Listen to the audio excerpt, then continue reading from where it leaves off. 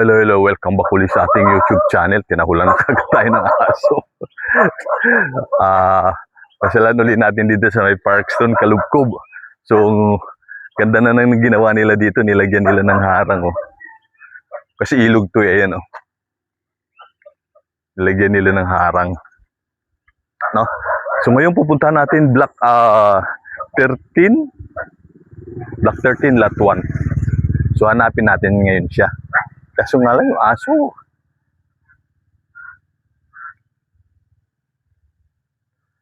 Tinatahulan kaagad tayo. Tingin nila sa atin, kaaway tayo. Dami na rin nakatira dito. Nung last year, halos pa isa-isa.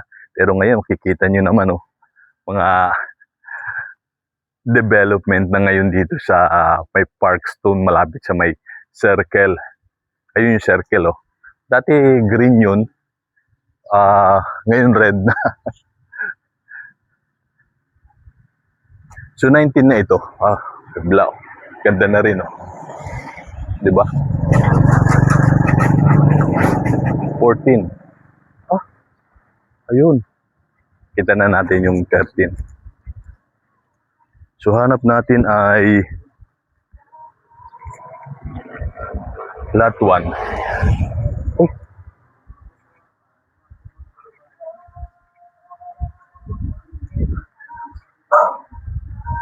Ganda umaga tayo.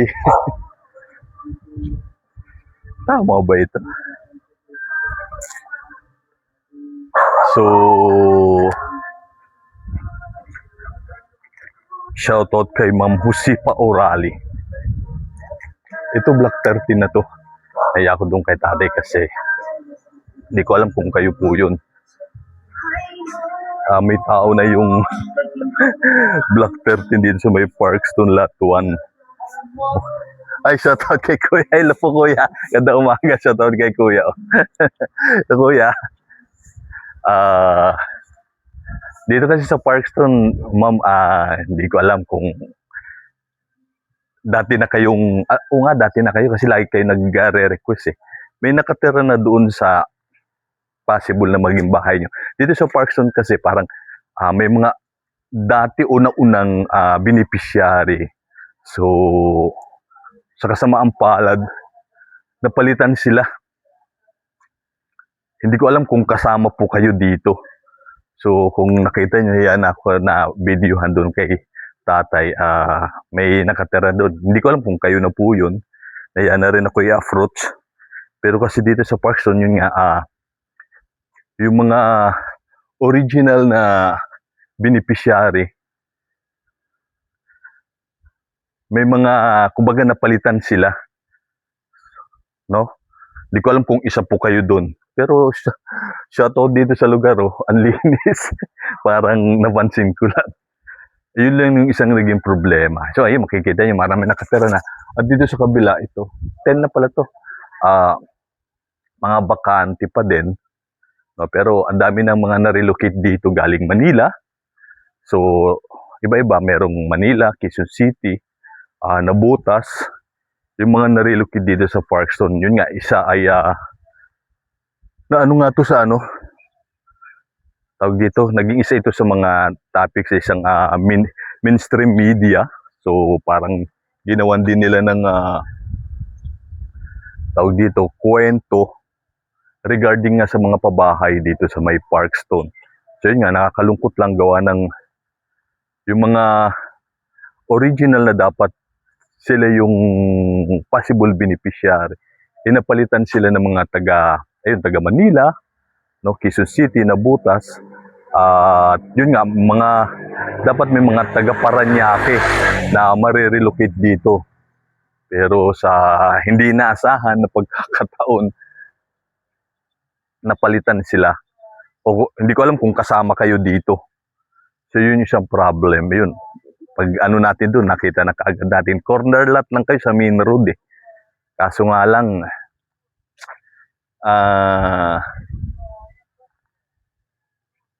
may nakatira na.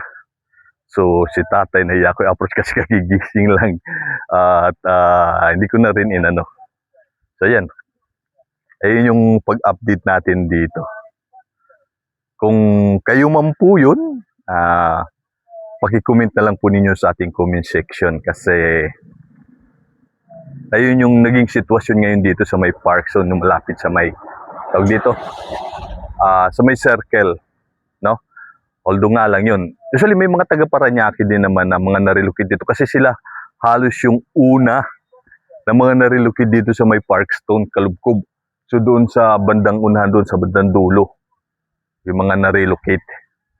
Tapos yun nga, may mga kaibigan na rin tayo na pumasyal dito para makita nilang actual taga Parañaque. At the same time, dito, nakakwentuhan din natin sila. Yung iba nga, nasamahan pa nga natin sila sa possible na maging bahay nila. So, parang ilang taon na, siguro 2 years? 2 years ago, no? Ayun. May mga bagong nailipat o natira dito sa pabahay ng gobyerno dito sa may Naik, Cavite, especially dito sa may Parkstone. So, ayan, no.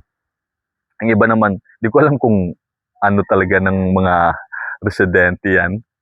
Oh, mga vandalism, pati yung sa kabila, oh. Nakakalungkot yung mga ganitong pinaggagawa ng mga tao, no? Especially hindi naman nila bahay yan, eh, oh. At binabandalize nila. Okay, yun lang, napansin ko din. So yun, Ma'am Josepa Orale, shoutout to sa inyo. Hindi ko naman typically na ipakita sa inyo yung bahay po ninyo, pero actual, nakita ko, Block 13, Lot 1, Parkstone, ito na po yun, doon sa may nakatira na ho.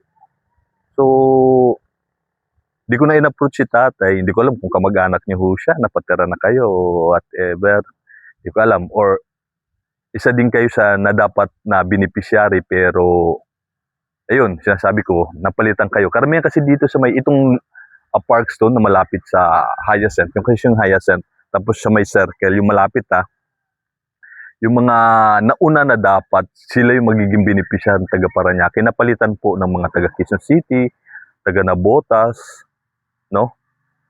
Taga Manila, na mga na-relocate ko dito. So yun lang nakakalungkot to para sa inyo. Kung hindi po kayo yun, kung hindi nyo kamag-anak yun, hindi nyo, ayun, masasabi ko, may nakatira na sa possible na maging bahay po ninyo. Kung hindi po kayo yun, kita ko siya, Block 13, Lot 1.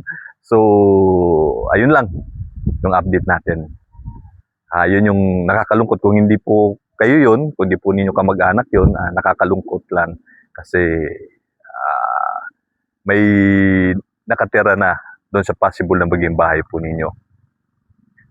So maraming salamat sa mga walang sawang sumusuporta sa ating YouTube channel, sa mga nagsasubscribe. So maraming sa iyo. Salamat po sa inyo, Ma'am Orale, Josepa Orale.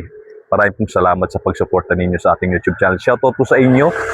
Kung hindi po kayo yun, sana maka-avail pa din kayo, maging beneficiary pa rin kayo sa mga pabahay, maayos yung usapan within LGU ninyo tsaka LGU ng Nike, and then NHA na mabigyan pa rin kayo ng bahay o pabahay ng gobyerno dito sa Nike. Kung saan man, no, na pabahay ng gobyerno, ang importante mabigyan kayo. Kung hindi naman kayo talaga na sa mga lugar na pwedeng mapaglipatan po sa inyo.